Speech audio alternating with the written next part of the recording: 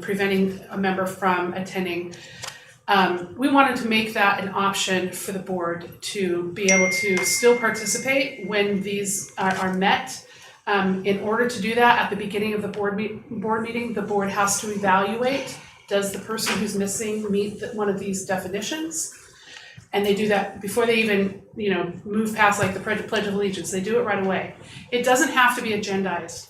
However, I think there's no reason to not put it on our agenda and just keep it there every month so that if something comes up. Coupled with this is a requirement that we have remote participation possible through Zoom or through whatever virtual tool we're using, which we have not had. We live stream our meetings. People can call in their questions. So we're changing that because in order for you to be able to participate remotely, so must the public be able to participate remotely. So we're setting that up. We have set that up and we'll continue to do that unless this sunsets and is no longer applicable. There was something else I was going to tell you about that. Oh yes, the limitations on this are that for each board member, this can only happen twice in a year.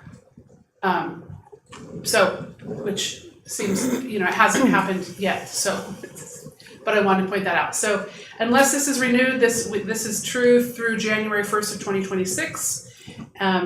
And we are doing all the things that we need to do. In fact, we're agendizing, which we don't have to do, but I thought for transparency's sake, we could put that on there. Oh, and the other thing I wanted to mention is, I do not anticipate making just automatically putting this on here for our meetings that do not take place at MCOE. We're usually relying on different tech teams or trying to not rely on tech teams at all. So we have posted on our website which meetings have a remote option and which meetings don't, and if they're off-site, they do not. So that would also be a difference. So that is what we have here. So I'm happy to answer questions, and we have legal counsel here from her input as well. Thank you, Nicole. I wanted to, for keeping this on here for future meetings, I wanted to just do the grammar police corrections. Oh, thank you. We have the word exits, and it should say exists.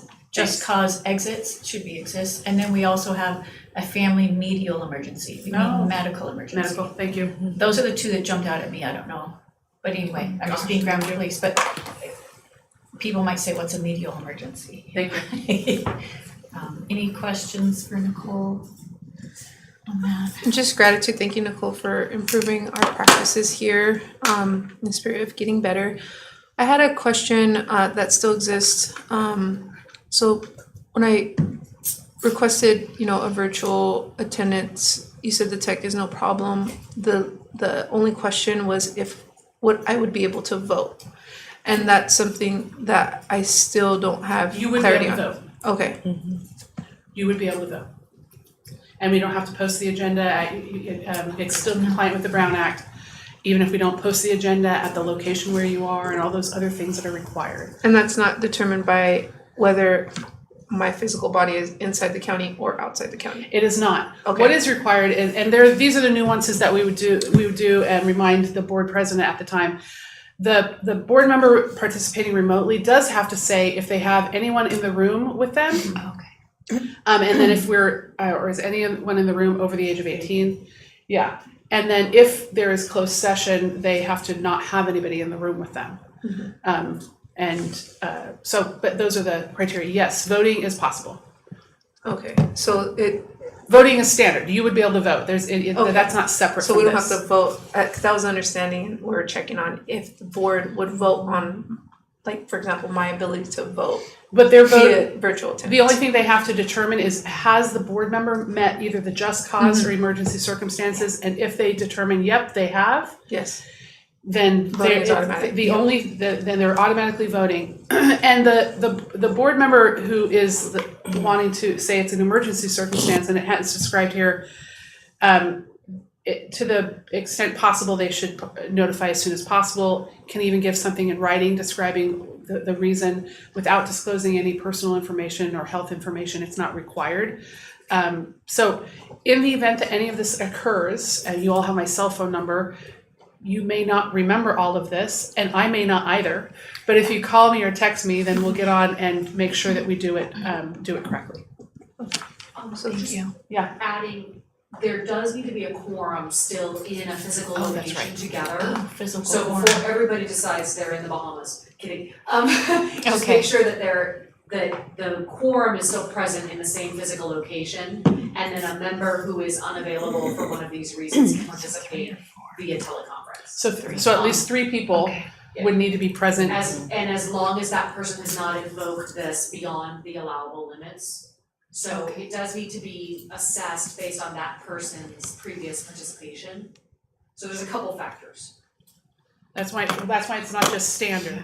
First you have to assess, does it meet the criteria, then you have to determine have they done this, and also do we have a quorum present, so, Which is 2 right now, right? no, 3 would be a quorum in the room. Oh, sorry, not quorum, 2 just Two just causes, causes, thank you. yes.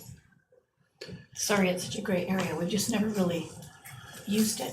The rules are there, but we've never really Yeah, it would have been helpful been to know absent, you know. this on Friday because of the reason that I provided via email, we could have still attended if this was clarified. I'm not sure if we knew before Friday. Well, we knew when this was posted, and it was my understanding that you had already determined at that time to come physically, and I was off on Thursday and Friday. Okay. So I apologize for anything that didn't get to you sooner, but it was my understanding that you had already determined on Wednesday, or I can't remember when we were was- looking at this. I think it was Wednesday or Thursday. I determined that I wanted to be here in person because it wasn't guaranteed that I would be able Sure. to vote, and as a board member, I have a responsibility to be able to Yeah. vote. And so Yeah. if that wasn't guaranteed, Yeah. then I changed the plans. Right. So Thank you for doing that, Priscilla, yeah, absolutely. really appreciate that. Moving on to item 5.1. Our approval of our 25-26 Mendocino County LCAP. I'm sorry, Marilyn, I Um, needed a vote on that. Oh. 1.3. No, there's nothing that needs to be voted on, it's information at this point. There's nothing to vote on. Okay, because I do have it as action item, opening items. 1.3 is opening. But there's no action to It's not. take because everybody's here, so there's no action to take. Okay, I have a quick question before we move on. What are the big changes to this current policy effective January 1st, 2026? That this remote option would no longer be Available. Available. It's scheduled to sunset unless something changes that. right. And so then the remote options would be if a board member is going to be out, I believe they need to be within the county. It's the traditional teleconference. Right. And then we need to post on the agenda the address where the board member will be. And that location needs to be open to the public to attend if any public wanted to attend the meeting from that same location. I'd like to see it in writing. Yeah. If we could have the stipulations of what it is now, and then what it's going to change to in January of 26, if that's possible by somebody. I think that'd be really helpful. I have something said, and it's just this will not be a thing. It will only be the other thing. I know, but Yeah, I can send it to you. Okay, cool. Yeah, yeah. So it has to be within county to be to attend remote. Is it, I believe that is the After case, is that? Yes, so it would just be, and you have the table that shows the traditional teleconferencing rules. Those are the only ones that will be available unless the sunset date of this is removed. I'll forward you the table that she's referring to. Okay. and I have one more question. So this was an assembly bill.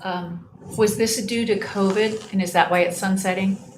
So the likelihood of it being reintroduced is probably not, unless we have another. Well, it is interesting that people have shifted so much Yeah. since the initial start of using technology this way. It's nice to be able to attend remotely if you have an emergency, yeah. Okay. Thank you for that clarification. Any questions or comments? Okay, moving on. Oh, wait, we need to deal with the LCAP, 5.1. 5.1. And who is speaking? So you had this for your public hearing. There's just minimal changes that we went in and did some spelling things, some updating on the budget with the numbers that we had more updated, correct? But otherwise, it's as you saw it at the public hearing. I move to approve. Discussion? I have a few questions. Should we take a second first and then discuss? Would anyone like to second? Oh, I'll second. Oh, thank you. And any discussion or comments, Priscilla? I had a few questions. My understanding is there's a 44% is it truancy rate for tribal students across the county? I think Chris referenced. He said that it's higher for MCOE Yes. students. Do you know what that percentage is, Nicole? I don't know. Partly, I can tell you that is sometimes through the truancy process, where kids end up when they're struggling with truancy. I don't know what the rate is. I don't know offhand, I mean, we can definitely find that out for you. But continuation schools or community schools tend to have higher rates just because of the population we're serving. And then we are so far apart. When you're talking about like Lake County, and you can get to every district in 45 minutes. I mean, every district in 45 minutes, where we can't get to some of our districts in 45. When we have students coming in from far districts, sometimes it's harder for them to get here. We've done a very good job this year of offering other options for students that are very far from here, such as Round Valley. We've done some That was my question, is independent how, study. overall, how does LCAP address the truancy for tribal students? So we have a student success coordinator. We've done some sections after hours where we've hired a teacher, additional FTE, to do some independent study pieces for students that can't get to school just because of their locality. And so we've done pieces there. They're building relationships with tribes, doing engagement activities. There's several areas that they're working on. And just as a first step with Chris being new this year, just evaluating the system and seeing what's in place and what hasn't been in place. And actually, it is in here. The Oar Creek absenteeism was 70%, and sorry, I'm certain the other. I'm certain our alt-ed school is in here as well. I'm not seeing it right here. It should be. It's probably a separate metric. It's in there. So I'll have to scan for it. Any other questions and comments before we go on with the vote? Did we have student and family surveys incorporated as part of the feedback process? Yeah, that's part of the required. requirement. Any other questions or comments? All in favor? Say aye. Aye. Aye. No opposed. Item 5.1 passes. Moving on to item 5.2, approval of our 25-26 Mendocino County Office of Education budget. I'm sorry, I'm losing my voice. So this one was presented to you at last week's meeting. There's no changes to it. If there's any questions, we're happy to answer those. Okay. I move to approve. I'll second. Any discussion? Can you recap again the biggest, well, they might not be big, but the highlights or big shifts here? Sandy, on that?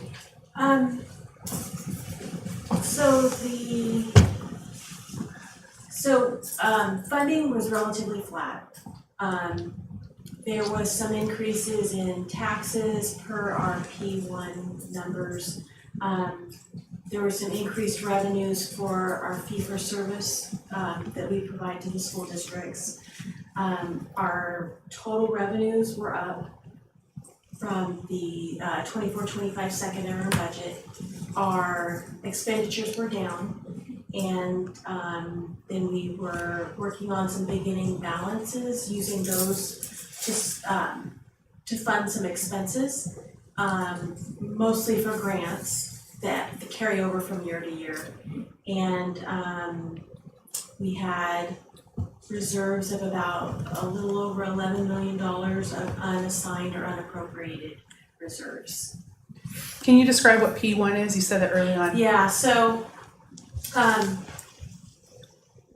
if I can get this straight here. We report our attendance and enrollment numbers, and then throughout the year we have P1, P2, they're periods. So they take that attendance and then they calculate our funding based on that attendance. P1 is in February of each year. And so then we update our second interim budget based on P1 numbers. And then P2 comes out in June of each year. And it just came out Friday, I believe. So after all this budget is done, then the P2 numbers come out. But we'll update the first interim budget in December based on the P2 numbers. Thank you, Suzanne. Any other questions? Thank you. Okay. Did we get a motion? We had a motion and a second. All in favor of approving 5.2, say aye. Aye. Aye. It is approved unanimously. Moving on to item 5.3, Resolution 25.6.1, Educational Protection Act account, excuse me. Heather, are you talking about this or? Sure. So this is an annual resolution that we do every year, and it was enacted by Prop 30. And there's a portion of funds that, go into our, what we call our LCFF calculator every year. And that portion is determined by statute, and that has to be spent on things like teacher salaries and things like that. It can't be spent on other things. So it doesn't really change our funding. It really just means like this portion of it is going to be spent there, and then the other portion is spent otherwise. So that is what this is. Thank you, Heather. Any questions or comments for Heather? Sorry, Heather. You said it has to be spent on salaries? No, there's a couple of other, there's salaries, and it can't be spent on basically administration. Okay, because I was reading it and it was saying that it shall not be spent on salaries. EPA can. Yeah, we spend it on certificated salaries. Okay, monies received from EPA shall not be used for salaries or benefits. That's confusing. Where's that at? It is at the bottom, the last, I guess, sentence of the first page. Whereas the monies received from the education protective account For shall not administrators be or used. Oh, for any other administrators. administrative cost. So Okay. it can be used for teachers' salary. I got it. Okay. Okay. Yes, that is. That was, Sorry. I was okay, like, where that is was a huge, okay. I see where that's confusing now. Okay. Any other questions? I think the word "or" kind of threw me off. Yeah. Oh, okay. All right, Yeah. I got it. All right, Separate administrative from teaching. do we have a motion to, Gotcha. can I have a motion? I'll make, Go ahead. I move that we approve resolution number 25.6.1. I'll second. Thank you. All in favor? Aye. Item 5.3 passes unanimously. Moving on to item 5.4, appointing our ACCBE representative. So, Yes, so the ACCBE, that's the Association of California County School Boards of Education. We recently became members of that organization, and so they have monthly meetings, and they'd like a representative for our board to take part in that. It doesn't have to be the same person, it could be the president, it could be somebody who's appointed. But as a board, I thought it should come to the board for discussion on who would like to, or who if somebody would like to nominate somebody to attend, so that you can stay in touch with what they're working on, what advocacy they might need your input on, things like that. So And where do they have their meeting? they're virtual. Virtual. I had a question. Do I have to abstain from nominating someone as president? Do I have to hand the gavel over to I nominate think someone? that is the thing that we learned recently. Okay, that so I can't nominate you. you can hand the anybody. gavel to Dawn and nominate So- someone. You can self-nominate. Nancy has been attending. I attended one meeting, and I think I did only because you were unavailable. But yeah, they are excited to have someone appointed. What did you think of the meeting? I thought it was great. It was I think about an hour, and I think there were maybe 6 or 7 of us, and we all introduced ourselves and talked about what our passions were, and then It steered back to kind of what their focus will be. And they, like I mentioned at our last meeting, that, you know, this is very new for them and they're figuring this out. And so I think I recently did get an email, I don't know if anyone else got it, in regards to a meeting in Sacramento in August. So it sounds like it might be like their first, this is their, you know, they're jumping into it, which is great. But yeah, I think it's definitely worthwhile for us to be a part.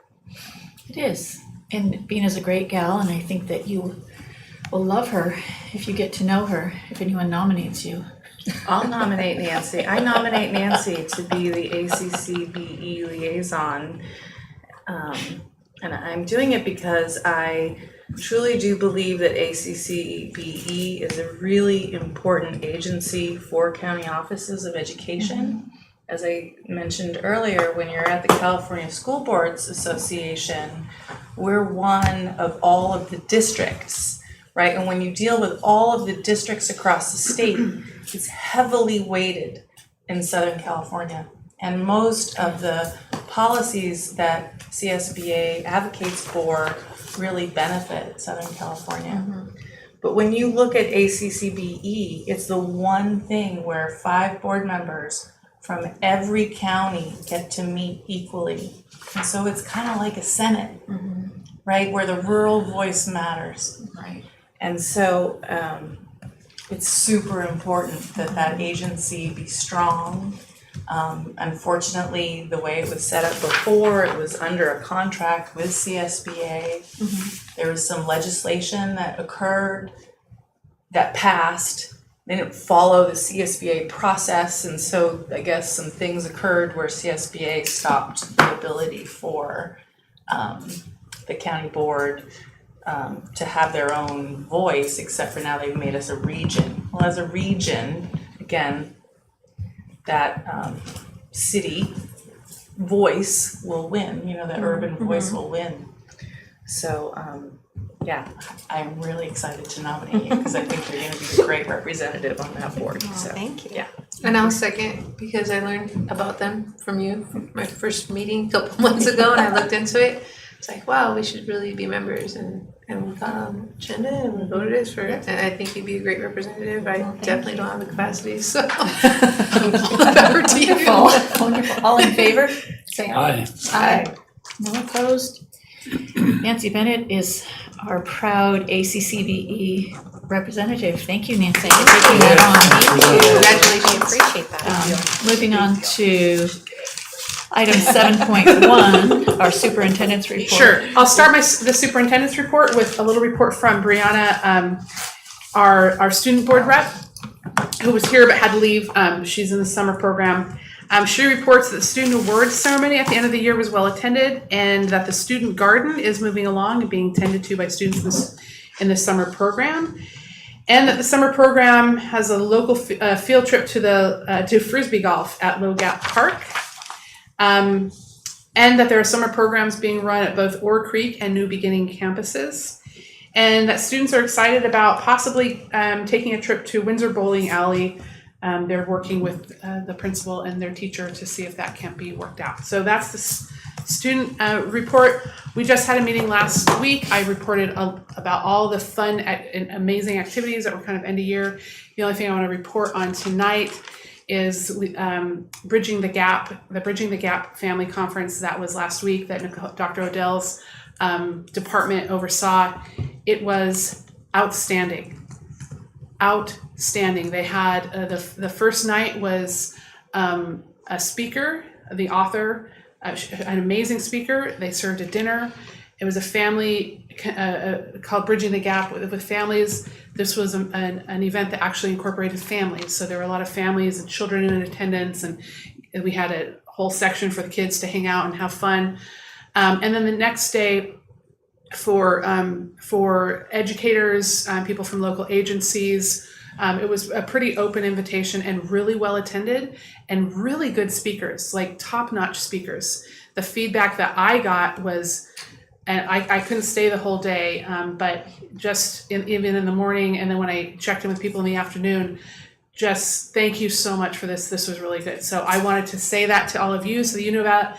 And Dr. Adele's department worked really hard to make it awesome and fun and smooth and really professional and refined. So it was a really good event, and I wanted to report on that because I think it's an important event that will help many districts and families in our community. So that is the end of my report. Thank you. Thank you very much, Nicole.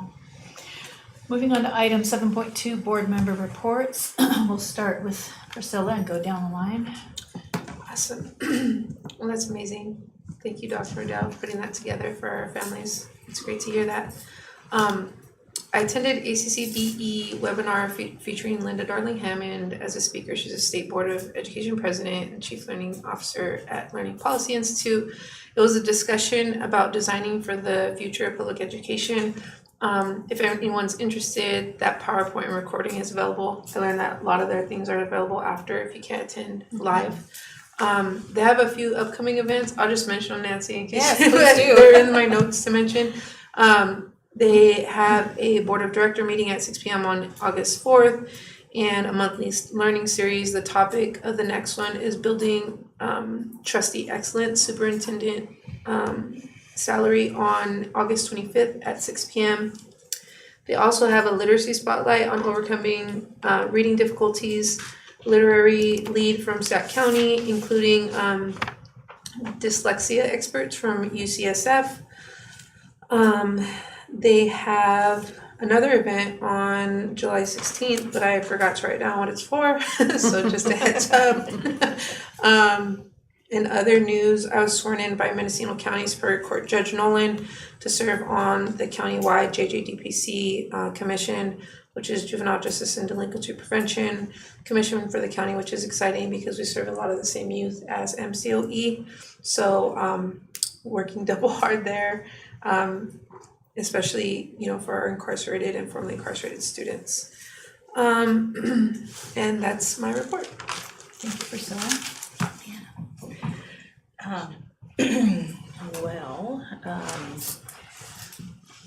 I am announcing that August is going to be my final board meeting with the board.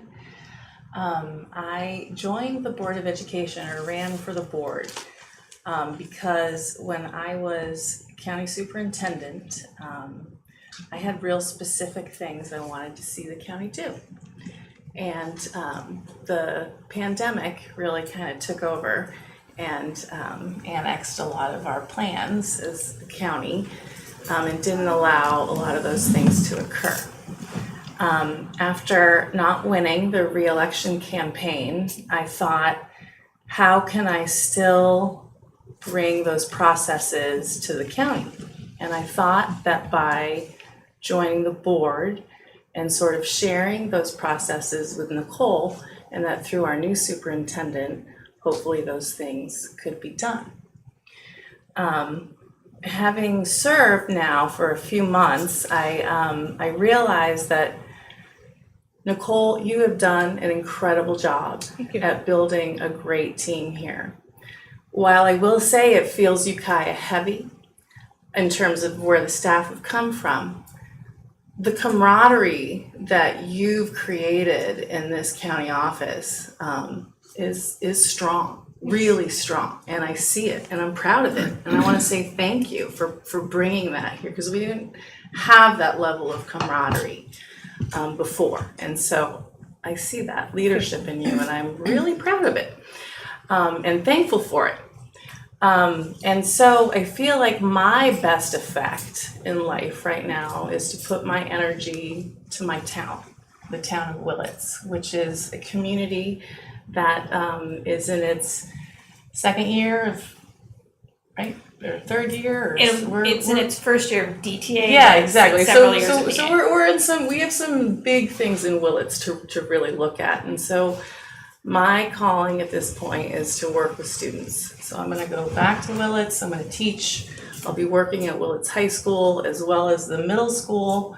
My favorite age is 7th grade because they're like goats, which I raise goats, and so I love that hesitancy to get involved. Like, you gotta show me that this is where I wanna be. You gotta prove to me that I wanna walk in that direction. But once they get there, they are 100% in your hands. And they're like little puppies, just eating everything they can, right? Licking it up.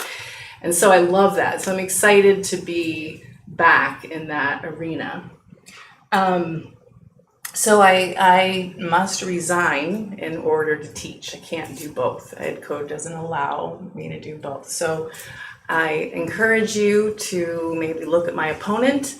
I know he's a great gentleman, and I'm sure he would be very willing and would do a great job serving. But you'll have your process. That's not my decision to make. It is yours to make in the future. One thing I want to encourage this board to look at as we move forward, or as you move forward, please continue innovative practices. Please continue to expose our districts to those innovative practices, because we're so sheltered up here. We see so little. Our educators travel very little. Please bring things to us to see. The second thing I would ask is that as you look at your facilities moving forward, that you look at delivering effective and efficient services first over filling your current footprint. A lot of things have changed for MCOE since you moved into this campus. Is this campus still where you should be? Is my question for you, based on delivering effective and efficient services to your rural schools. Possibly looking at a facility in Willits. I know I'm kind of touting Willits a little bit, but if you think about your facility in Fort Bragg and what that gave the coast, it gave the coast access to you that they've never had before. And perhaps a facility in Willits could also give those northern schools that same kind of context. Still understanding that you have essential services here in Ukiah that you provide, but most of those aren't on this campus now. So I just ask you to look at that as you develop what MCOE looks like in the next 10 years. So with that, I just really want to thank Nicole for what you've provided here. I think it was just yeah, that's all I got. Well, congratulations. Thank you, Michelle. Good luck to you. Thanks. Yeah, have fun. It will be. I just have a real quick report. Last Tuesday, I attended the ribbon cutting for the TK classroom at Redwood Elementary in Fort Bragg. They have 3 new classrooms. They are amazing. They're huge rooms. They're big and bright. Each one has a bathroom, the smallest toilet I've ever seen. And the rooms are just set up so wonderful. There was a TK teacher that was there. She's been an educator probably ever since I've known her. And they had a support staff. And each of those people were telling me how great, what an improvement. So they have the 3 classrooms that face south, and they are fenced in. So they have, the TK has their own playground. They have a learning garden. It is just such an amazing space. So I was really happy to attend that and celebrate that. It was great. Thank you, Nancy. Well, I'm still reading all those emails about housing for teachers that I get from CSBA. And, you know, over time, I've sort of been a little bit frustrated because there didn't seem to be a lot of guidance. And of course, the big issue in building housing is how do you finance it? And the good news is they passed a couple of bills where they're actually making some money available to districts to do that, and that was very encouraging. Great. Thank you, Dawn. I just wanted to say I think it's encouraging that we've got more people attending our next conference. It looks like you're both coming this next time, right? Great. Which conference is that? Sorry. Monterey? No, I can't attend the I thought you Monterey, were but going. I will be going to the one in Sacramento. Oh, okay. I thought you were attending. Okay. No, sadly I can't. And Dawn, you're not No. either one? Okay. All right. So how does that work if some of you are attending? Do you come and report back, or how do we gain your knowledge? Like, how do we learn what You can. Okay. if you want to. Yeah, there's no, you're not, it's nice to hear how it went and the highlights. You usually get a lot to report about. But yeah, you'd be taking over the whole meeting if you reported, because the conferences are huge. So it's more of a personal learning. It's more of when you go to one of those conferences. There's a lot. Okay, There's a lot of choice. You can't attend everything. gotcha. It's just Okay. like when I go to a dental conference, there'll be, 10 different events going on and I have to pick. You pick which ones you want to go to. Interest, okay. Yeah, Okay, great. at what time and which speakers are more of interest to you. But they're great, yeah. Sounds good. They're fun. All right, moving on to item 8.1, our next board meeting is a very long time away. We get July off. Woo-hoo. Monday, August 11th, 2025. And item 8.2, I'd like to ask for a motion for adjournment. I'll make a motion that we adjourn today's meeting. I'll second. All in favor? Aye. Thank you so much. Today was a long one, you guys. We were already. It was a long one. I know, I'm numb and my voice is gone. Thank you.